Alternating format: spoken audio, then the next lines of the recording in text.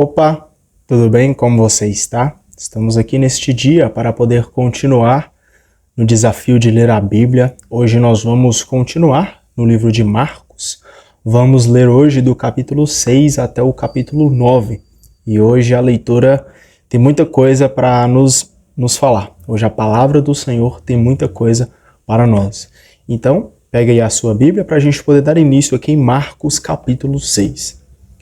Jesus foi para Nazaré, sua terra, e os seus discípulos o acompanharam. Quando chegou o sábado, Jesus começou a ensinar na sinagoga. Muitos que o escutavam ficavam admirados e diziam: "De onde vem tudo isso? Onde foi que arranjou tanta sabedoria? E esses milagres que são realizados pelas mãos dele? Esse homem não é o carpinteiro, o filho de Maria e irmão de Tiago, de José, de Judas e de Simão? E suas irmãs não moram aqui conosco?" E ficaram escandalizados por causa de Jesus. Então Jesus dizia para eles que um profeta só não é estimado em sua própria pátria, entre seus parentes e em sua família, e apenas curou alguns doentes, pondo as mãos sobre eles. E Jesus ficou admirado com a falta de fé deles. Jesus começou a percorrer as redondezas, ensinando nos povoados. Chamou os 12 discípulos, começou a enviá-los 2 a 2 e dava-lhes poder sobre os espíritos impuros. Jesus recomendou que não levassem nada pelo caminho, além de um bastão, nem pão, nem sacola, nem dinheiro na cintura. Mandou que andassem de sandálias e que não levassem 2 túnicas. E Jesus disse ainda: "Quando vocês entrarem numa casa, fiquem aí até partir. Se vocês forem mal recebidos no lugar e o povo não escutar vocês, quando saírem, sacudam a poeira dos pés como protesto contra eles." Então os discípulos partiram e pregaram para que as pessoas se convertessem. Expulsavam muitos demônios e curavam muitos doentes, ungindo-os com óleo. O rei Herodes ouviu falar de Jesus, cujo nome tinha se tornado famoso. Alguns diziam: "João Batista ressuscitou dos mortos. É por isso que os poderes agem nesse homem." Outros diziam: "É Elias." Outros diziam ainda: "É um profeta, como os profetas antigos." Ouvindo essas coisas, Herodes disse: "Ele é João Batista. Eu mandei cortar a cabeça dele, mas ele ressuscitou." De fato, Herodes tinha mandado prender João, amarrá-lo e colocá-lo na prisão. Fez isso por causa de Herodíades, com quem tinha casado, apesar de ser ela a mulher do seu irmão Filipe. João dizia a Herodes: "Não é permitido você se casar com a mulher do seu irmão." Por isso, Herodíades ficou com raiva de João e queria matá-lo, mas não podia. Com efeito, Herodes tinha medo de João, pois sabia que ele era justo e santo, e por isso o protegia. Gostava de ouvi-lo, embora ficasse embaraçado quando o escutava. Finalmente chegou o dia oportuno. Era o aniversário de Herodes, e ele fez um banquete para os grandes da corte, os oficiais e os cidadãos importantes da Galileia. A filha de Herodíades entrou e dançou, agradando a Herodes e os seus convidados. Então o rei disse à moça: "Peça o que quiser e eu darei a você." E jurou: "Juro que darei qualquer coisa que você me pedir, mesmo que seja a metade do meu reino." A moça saiu e perguntou à mãe: "O que vou pedir?" A mãe respondeu: "A cabeça de João Batista." A moça correu para a sala e pediu ao rei: "Quero que me dê agora, num prato, a cabeça de João Batista." O rei ficou muito triste, mas não pôde recusar, pois tinha feito o juramento na frente dos convidados. Imediatamente, o rei mandou que um soldado fosse buscar a cabeça de João. O soldado saiu, foi à prisão e cortou a cabeça de João. Depois levou a cabeça num prato, deu à moça e esta a entregou à sua mãe. Ao saber disso, os discípulos de João foram, levaram o cadáver e o sepultaram. Olha para você ver que coisa ridícula. Pediu aqui o assassinato, a cabeça de João Batista cortada.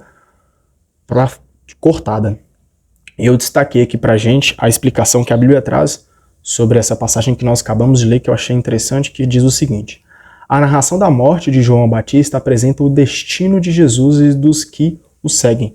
Ou seja, todos aqueles que seguem a Jesus vão ser massacrados e até mortos. E Jesus, ele foi morto. Ele foi massacrado, ele foi morto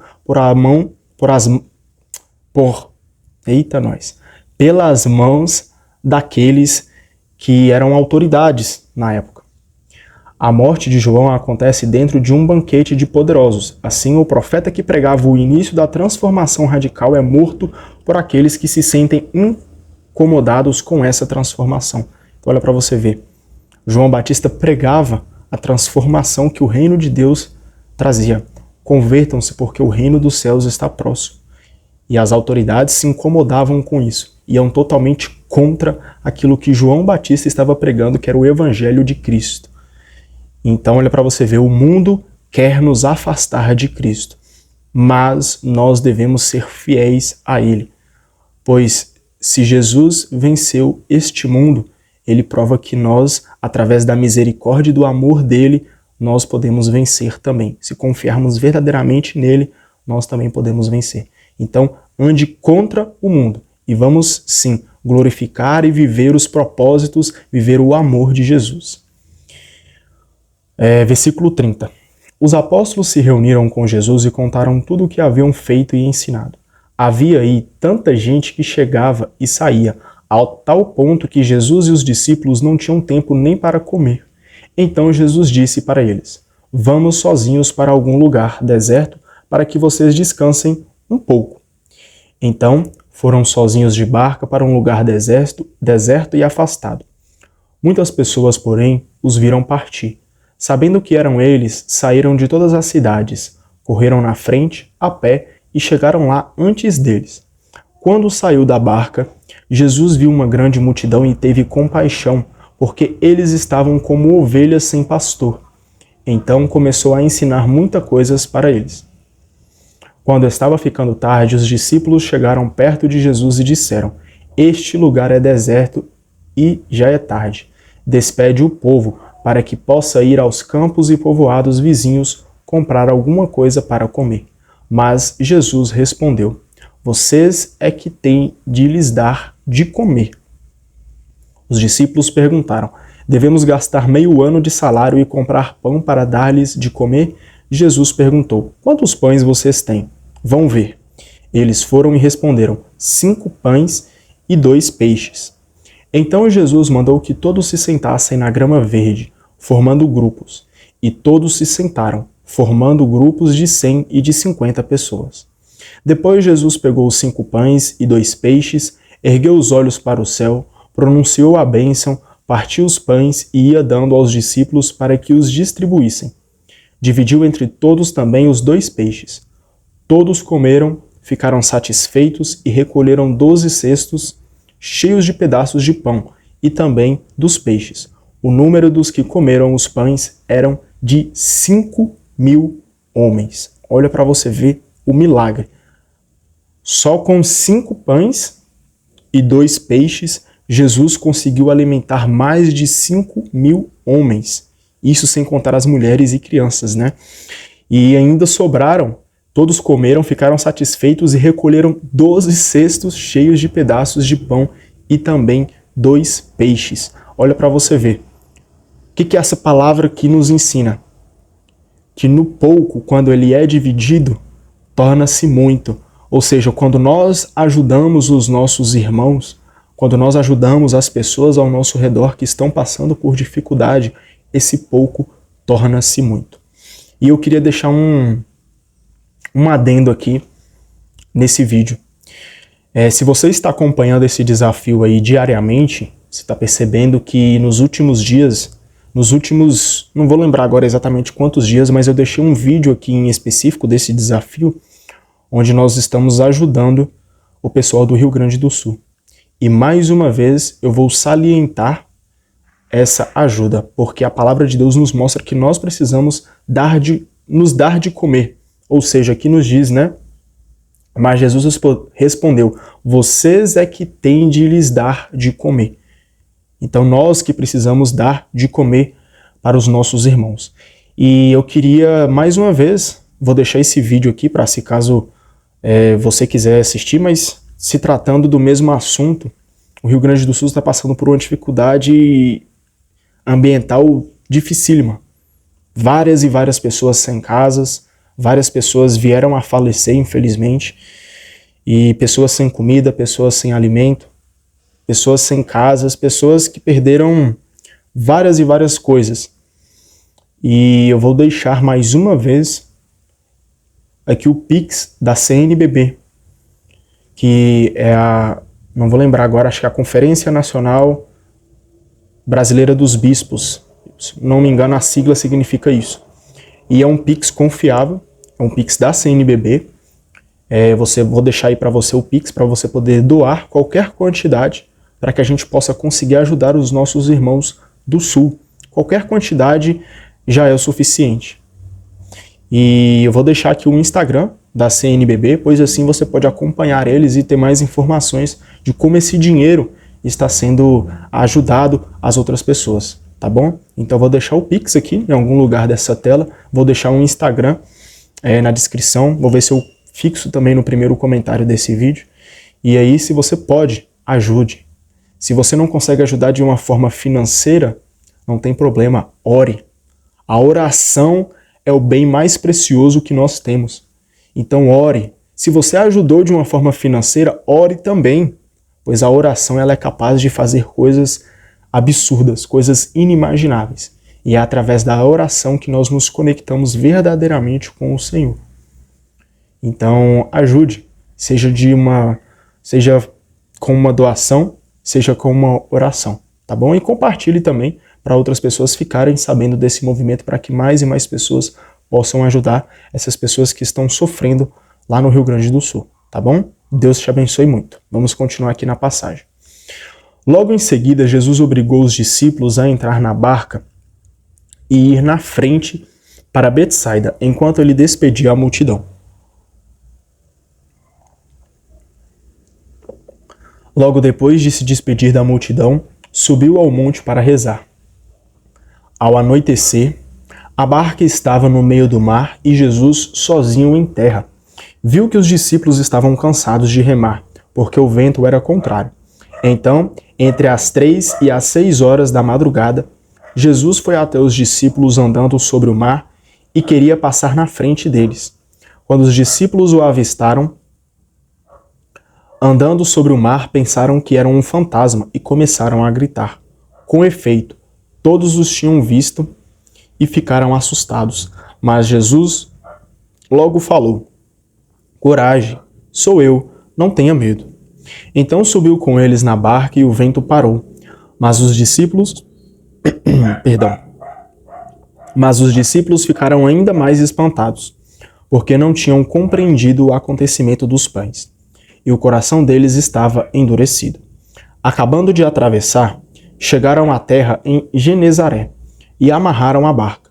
Logo que desceram da barca, as pessoas imediatamente reconheceram Jesus. Iam de toda a região, levando os doentes deitados em suas camas para o lugar onde ouviam falar que Jesus estava. E onde ele chegava, tanto dos povoados como nas cidades ou nos campos, colocavam os doentes nas praças e pediam que pudessem ao menos tocar a barra da roupa de Jesus. E todos os que tocaram ficaram curados. Capítulo 7. Os fariseus e alguns doutores da lei foram de Jerusalém e se reuniram em volta de Jesus. Eles viram então que alguns discípulos comiam pão com mãos impuras, isto é, sem lavar as mãos. Os fariseus, assim como todos os judeus, seguem a tradição que receberam dos antigos. Só comem depois de lavar bem as mãos. Quando chegam da praça pública, eles se lavam antes de comer e seguem muitos outros costumes que receberam por tradição, a maneira certa de lavar copos, jarras e vasilhas de cobre. Os fariseus e doutores da lei perguntaram então a Jesus: Por que os teus discípulos não seguem a tradição dos antigos, pois comem pão sem lavar as mãos? Jesus respondeu: Isaías profetizou bem sobre vocês, hipócritas, como está escrito: Este povo me honra com os lábios, mas o coração deles está longe de mim. Não adianta nada eles me prestarem culto, porque ensinam preceitos humanos. Vocês abandonam o mandamento de Deus para seguir a tradição dos homens. Quantas vezes, a gente abandona os mandamentos do Senhor, quantas vezes nós abandonamos os mandamentos de Deus para seguir a tradição dos homens. Hoje em dia é muito normal as pessoas acharem que não ir à missa é uma coisa normal, que não ler a Bíblia é uma coisa normal, que não se alimentar, o seu espírito não se alimentar da Eucaristia, do corpo e do sangue de Cristo, é uma coisa normal.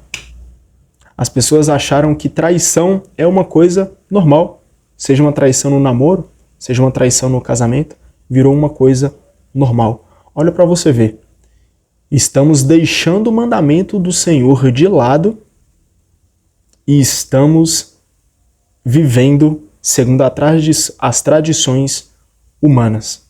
Olha para você ver como a nossa cabeça, a nossa mentalidade, a nossa fé tá pouca, cara. Não é isso. Não é isso. A palavra do Senhor é a verdade. A palavra do Senhor não tem curva. A palavra do Senhor é a palavra verdadeira. Por isso, vamos nos atentar. Será que estamos abandonando os mandamentos do Senhor e vivendo as tradições humanas? Pode ter certeza que se nós estamos abandonando o mandamento de Deus e vivendo as tradições humanas, pode ter certeza absoluta, cara, que nós vamos ser deixados para trás. Nós não vamos viver junto com o Senhor na glória. Por isso, vamos nos arrepender, vamos nos mortificar de nossas vontades e vamos voltar para Cristo, pois só Ele nos dará a vida verdadeira. Se Ele nos deu o mandamento, é porque Ele sabe o que é melhor para nós. Por isso, vamos buscar o entendimento, a sabedoria no lugar certo, que é na palavra do Senhor, e viver esses mandamentos, viver essas ordens que o Senhor nos dá verdadeiramente. E Jesus acrescentou: vocês são bastante espertos para deixar de lado o mandamento de Deus a fim de guardar as tradições de vocês. Com efeito, Moisés ordenou: honre seu pai e sua mãe, e ainda, quem amaldiçoou o pai ou a mãe deve morrer. Mas vocês ensinam que é lícito a alguém dizer a seu pai e a sua mãe: o sustento que vocês poderiam receber de mim é corbã, isto é, consagrado a Deus, e essa pessoa fica dispensada de ajudar seu pai ou sua mãe. Assim vocês esvaziam a palavra de Deus com a tradição que vocês transmitem, e vocês fazem muitas outras coisas como essas. Em seguida, Jesus chamou de novo a multidão para perto dele e disse: escutem todos e compreendam. O que vem de fora e entra numa pessoa não a torna impura. As coisas que saem de dentro da pessoa é que a tornam impura. Quem tem ouvidos para ouvir, ouça. Quando Jesus entrou em casa, longe da multidão, os discípulos lhe perguntaram sobre essa parábola. Jesus disse: será que nem vocês entendem?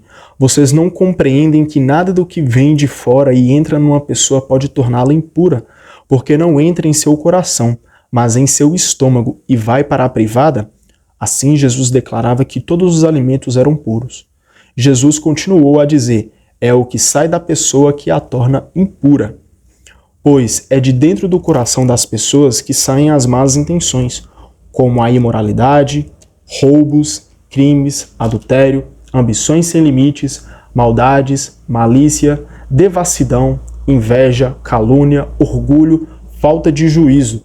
Todas essas coisas más saem de dentro da pessoa e são elas que a tornam impura. Olha para você ver, tudo aquilo que nós estamos cultivando dentro do nosso coração, daquelas coisas ruins que nós cultivamos dentro da nossa alma, dentro do nosso espírito, dentro que vem do fundo da nossa alma, que nós estamos cultivando de ruim, tudo isso nos torna impuro. E é através de maldades, aqui diz na palavra, calúnia, inveja, orgulho, tudo isso nos torna impuro. Por isso a importância de se santificar, de buscar o santo, pois Jesus quer nos tornar santo. Obviamente, só Ele é santo, só Jesus é perfeito, mas ele nos mostra que nós devemos permanecer firmes, ir contra as tentações e buscar a Ele sobre toda e qualquer circunstância, pois o nosso espírito precisa ser santo, o nosso espírito precisa estar buscando a santidade, porque esse mundo só traz isso aqui, ó. Só traz roubo, crime, adultério, ambição desenfreada, maldade, malícia, devassidão, inveja, calúnia, orgulho, falta de juízo. Só isso que o mundo tem para nos oferecer. Só tristeza, né? Só coisa ruim.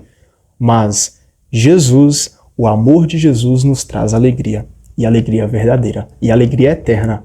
Então vamos deixar essas coisas desse mundo para trás, cara. E vamos viver esse amor de Jesus. Então Jesus saiu daí e foi para a região de Tiro e Sidônia. Entrou numa casa e não queria que ninguém soubesse onde ele estava. Mas não conseguiu ficar escondido. Uma mulher que tinha uma filha com um espírito impuro ouviu falar de Jesus, foi até ele e caiu a seus pés. A mulher era pagã, nascida na Fenícia da Síria. Ela suplicou a Jesus que expulsasse de sua filha o demônio. Jesus disse: deixe que primeiro os filhos fiquem saciados, porque não está certo tirar o pão dos filhos e jogá-lo aos cachorrinhos. A mulher respondeu: é verdade, Senhor, mas também os cachorrinhos ficam debaixo da mesa e comem as migalhas que as crianças deixam cair. Então Jesus disse: por causa disso que você acaba de dizer, pode voltar para casa. O demônio já saiu da sua filha. Ela voltou para casa e encontrou sua filha deitada na cama, pois o demônio já tinha saído dela. Jesus saiu de novo da região de Tiro, passou por Sidônia e continuou até o mar da Galileia, atravessando a região da Decápole. Levaram então a Jesus um homem surdo e que falava com dificuldade, e pediram que Jesus pusesse a mão sobre ele. Jesus se afastou com o homem para longe da multidão, em seguida pôs os dedos nos ouvidos do homem, cuspiu e com a sua saliva tocou a língua dele. Depois olhou para o céu, suspirou e disse: Efatá, que quer dizer abra-se. Imediatamente os ouvidos do homem se abriram, sua língua se soltou e ele começou a falar sem dificuldade. Jesus recomendou com insistência que não contassem nada a ninguém. No entanto, quanto mais ele recomendava, mais eles pregavam. Estavam muito impressionados e diziam: Jesus faz bem todas as coisas, faz os surdos ouvir e os mudos falar. Olha para você ver, Jesus, tudo o que ele faz é bom. Você que está cego, que não está enxergando a verdade, Jesus ele pode te curar e te mostrar a verdade. A verdade é a palavra dele. Você que está surdo e não está ouvindo a palavra do Senhor, abra os seus ouvidos. Jesus ele pode fazer você ouvir a palavra verdadeira, a palavra que traz a salvação. Jesus faz bem todas as coisas, por isso deixe ele entrar na sua vida. Capítulo 8. Naqueles dias havia de novo uma grande multidão e não tinham o que comer. Jesus chamou os discípulos e disse: Tenham compaixão dessa multidão, porque já faz 3 dias que estão comigo e não tem nada para comer. Se eu os mandar para casa sem comer, vão desmaiar pelo caminho, porque muitos deles vieram de longe. Os discípulos disseram: Onde alguém poderia saciar essa gente de pão aqui no deserto? Jesus perguntou: Quantos pães vocês têm? Eles responderam: 7. Jesus mandou que a multidão se sentasse no chão. Depois pegou os 7 pães, agradeceu, partiu-os e ia dando aos discípulos para que os distribuíssem. Tinham também alguns peixinhos. Depois de pronunciar a bênção sobre eles, mandou que os distribuíssem também. Comeram e ficaram satisfeitos. E recolheram 7 cestos dos pedaços que sobraram. Eram mais ou menos 4.000 homens e Jesus os despediu. Jesus entrou na barca com seus discípulos e foi para a região de Dalmanuta. Foram então os fariseus e começaram a discutir com Jesus. E para tentá-lo, pediam-lhe um sinal do céu. Mas Jesus deu um suspiro profundo e disse: Por que essa geração pede um sinal? Eu garanto a vocês, a essa geração não será dado nenhum sinal. E deixando-os, Jesus entrou de novo na barca e se dirigiu para outra margem. Os discípulos tinham se esquecido de levar pães, tinham consigo na barca só um pão. Então Jesus os advertiu: Prestem atenção e tomem cuidado com o fermento dos fariseus e com o fermento de Herodes. Os discípulos diziam entre si: É porque não temos pão. Mas Jesus percebeu e perguntou: por que vocês discutem sobre a falta de pães? Vocês ainda não entendem e não compreendem? E nem compreendem? Estão com o coração endurecido. Vocês têm olhos e não veem. Têm ouvidos e não ouvem? Não se lembram de quando reparti 5 pães para 5.000 pessoas? Quantos cestos vocês recolheram cheios de pedaços? Eles responderam: 12. Jesus perguntou: e quando reparti 7 pães para 4.000 pessoas, quantos cestos vocês recolheram cheios de pedaços? Eles responderam: 7. Jesus disse: e vocês ainda não compreendem? Vou só dar uma pausa aqui para eu poder acender a luz, que aqui está ficando escuro, né? Só um instante.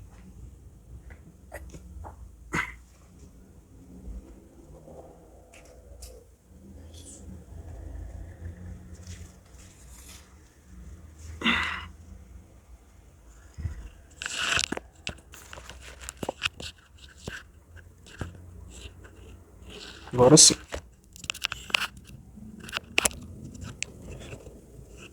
Acho que agora vai ficar um pouco melhor. Vamos lá. Versículo 22 aqui do capítulo 8. Chegaram a Betsaida, algumas pessoas levaram um cego e pediram que Jesus tocasse nele. Jesus pegou o cego pela mão, levou-o para fora do povoado, cuspiu nos olhos dele, pôs as mãos sobre ele e perguntou: você está vendo alguma coisa? O homem levantou os olhos e disse: estou vendo homens, parecem árvores que andam.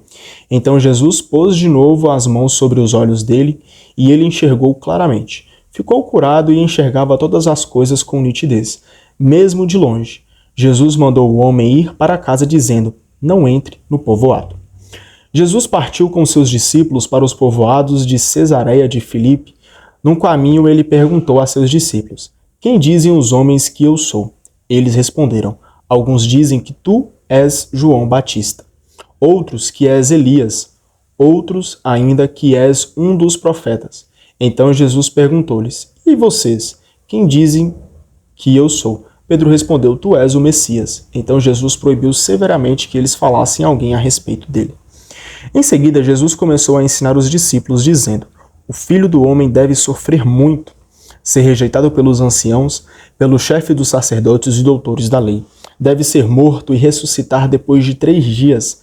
E Jesus dizia isso abertamente. Então Pedro levou Jesus para um lado e começou a repreendê-lo. Jesus virou-se, olhou para os discípulos e repreendeu a Pedro, dizendo: fique longe de mim, Satanás. Você não pensa as coisas de Deus, mas as coisas dos homens. Então Jesus chamou a multidão e os discípulos e disse: se alguém quer me seguir, renuncie a si mesmo, tome a sua cruz e me siga.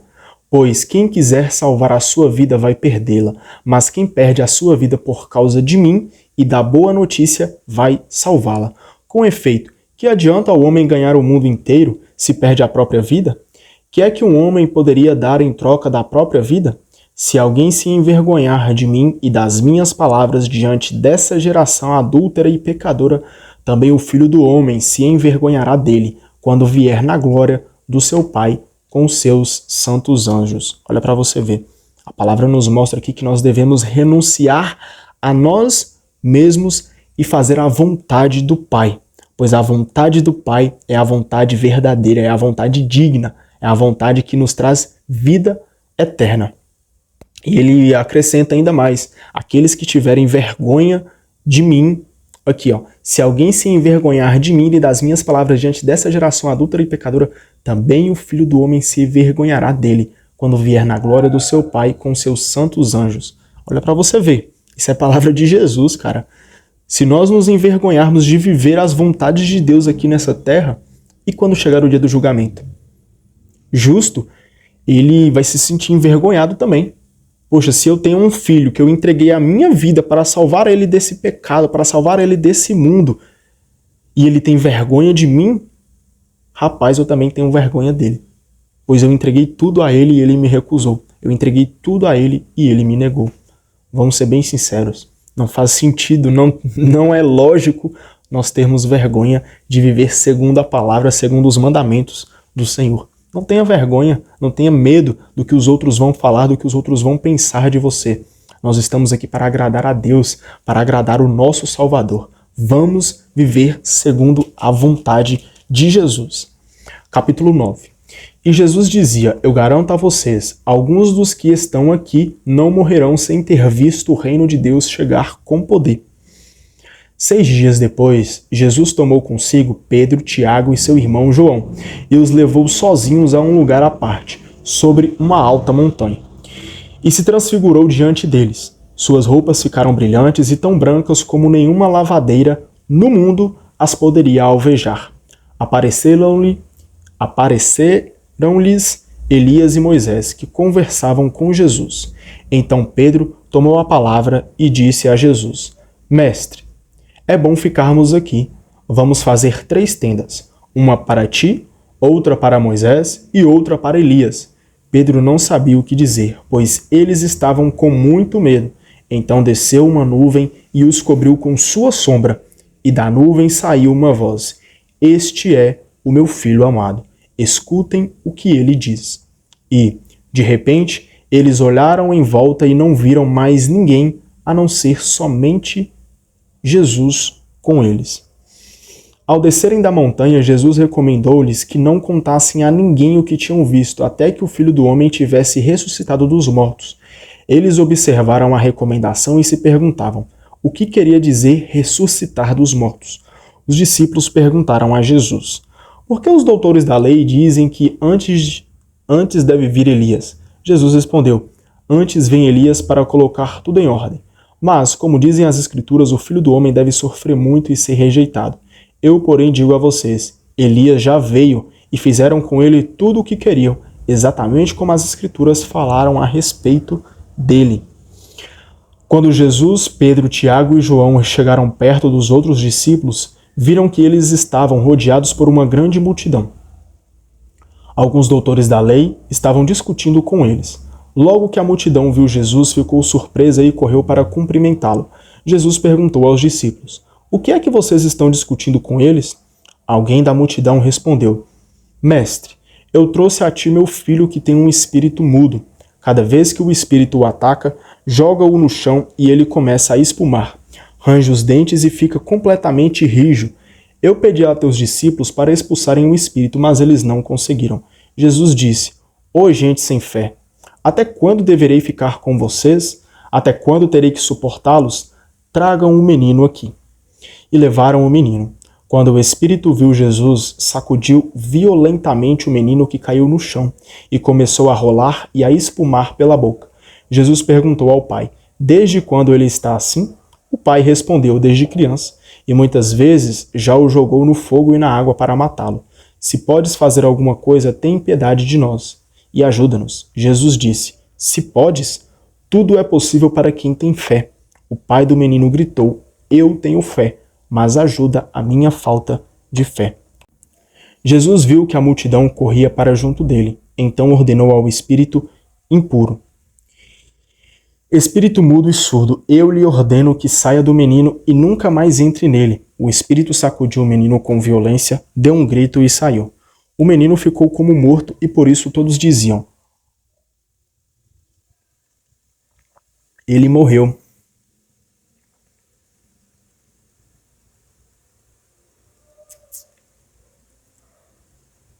Mas Jesus pegou a mão do menino, levantou e o menino ficou de pé. Depois que Jesus entrou em casa, os discípulos lhe perguntaram à parte: por que nós não conseguimos expulsar o espírito?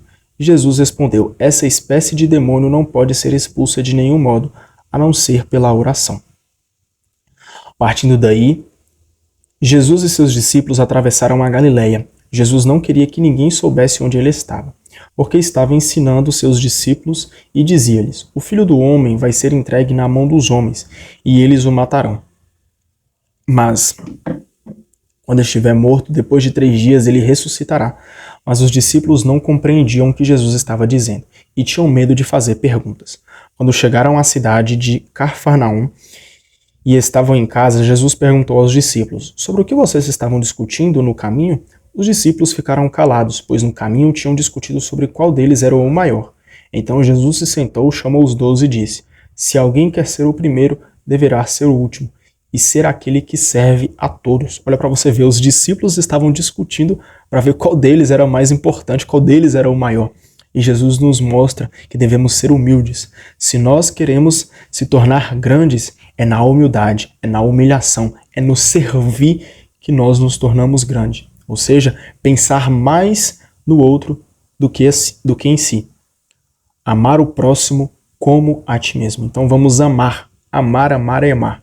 Essa é a ordem que o Senhor nos dá. Obviamente, amar a Deus sobre todas as coisas, em primeiro lugar, se humilhar diante dele, na frente dele, e amar o próximo como a ti mesmo. Depois Jesus pegou uma criança e colocou-a no meio deles, abraçou a criança e disse: quem receber em meu nome uma dessas crianças está recebendo a mim, e quem me receber não estará recebendo a mim, mas aquele que me enviou.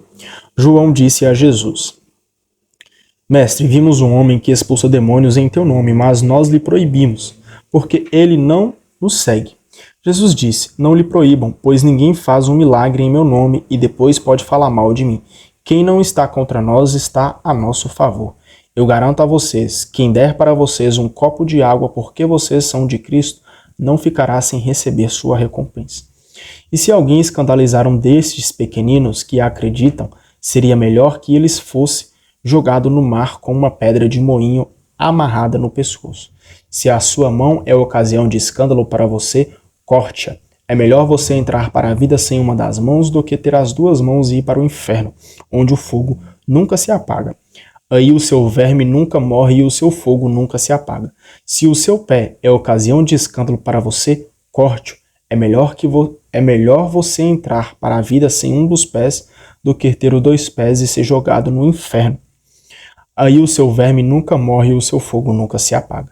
Se o seu olho é ocasião de escândalo para você, arranque-o. É melhor você entrar no reino de Deus com um olho só do que ter os dois olhos e ser jogado no inferno, onde o seu verme nunca morre e o seu fogo nunca se apaga.